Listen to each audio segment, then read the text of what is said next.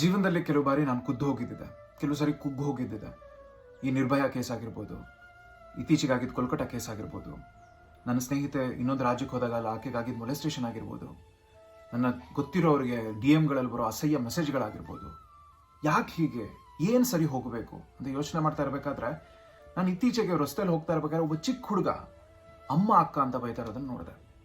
ಯಾಕೆ, ಹೇಗೆ ಸಾಧ್ಯ ಇದು ಅಂತ ಅನ್ಕೋಬೇಕಾದ್ರೆ ಆತನ ಪರಿಸರದಲ್ಲಿ ಯಾರೋ ಒಬ್ರು ಈ ಥರ ಮಾತಾಡ್ತಿರ್ಬೇಕು. ಆತನ ಮನೇಲಿ ಆಗಿರ್ಬೋದು, ಫ್ರೆಂಡ್ ಸರ್ಕಲಲ್ಲಿ ಆಗಿರ್ಬೋದು. ಈ ಥರ ಮೈಂಡ್ಸೆಟ್ಟಲ್ಲಿ ಬೆಳೆಯೋ ಮಕ್ಕಳು ಇನ್ನು ಹೇಗೆ ಬೆಳೆಯೋಕೆ ಸಾಧ್ಯ? ನಮ್ಮ ಮನೆ ಹೆಣ್ಮಕ್ಳನ್ನ ನಮ್ಮ ಮನೆ ಹೆಣ್ಮಕ್ಳು ಅಂತ ಪ್ರೀತಿಸೋ ನಾವು ಬೇರೆಯವ್ರ ಮನೆ ಹೆಣ್ಮಕ್ಳ ಬಗ್ಗೆ ಮಾತಾಡಬೇಕಾದ್ರೆ ಯಾಕೆ ಈ ಥರ ಮಾತಾಡೋಕೆ ಸಾಧ್ಯ? ವಸುದೈವ ಕುಟುಂಬಕಂ ಅನ್ನೋದನ್ನು ನಾವು ಮರ್ತು ಹೋಗ್ತೀವ? ಇಡೀ ಜಗತ್ತು ಒಂದು ಫ್ಯಾಮಿಲಿ ಅನ್ನೋದನ್ನು ಮರ್ತು ಹೋಗ್ತೀವ?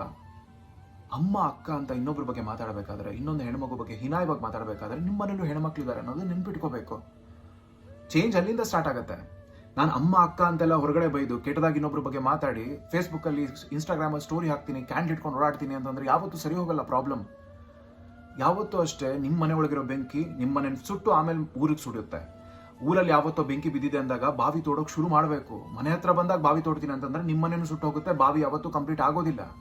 ಚೇಂಜ್ ಅನ್ನೋದು ನಿಮ್ಮಿಂದ ಆಗಬೇಕು. ನಿಮ್ಮ ಸುತ್ತಮುತ್ತ ಯಾರು ಮಾತಾಡ್ತಿದ್ದಾರೆ, ನಿಮ್ಮ ಕುಟುಂಬದಲ್ಲಿ ಮಾತಾಡ್ತಿದ್ದಾರೆ, ಅಥವಾ ನಿಮ್ಮಲ್ಲೇ ಇಂಥ ಭಾವನೆ ಮೂಡ್ತಾ ಇದೆ ಅಂತಂದ್ರೆ ಎಚ್ಚರ ಮಾಡ್ಕೊಳ್ಳಿ. ತಪ್ಪು, ಯೋಚನೆ ಮಾಡಿ.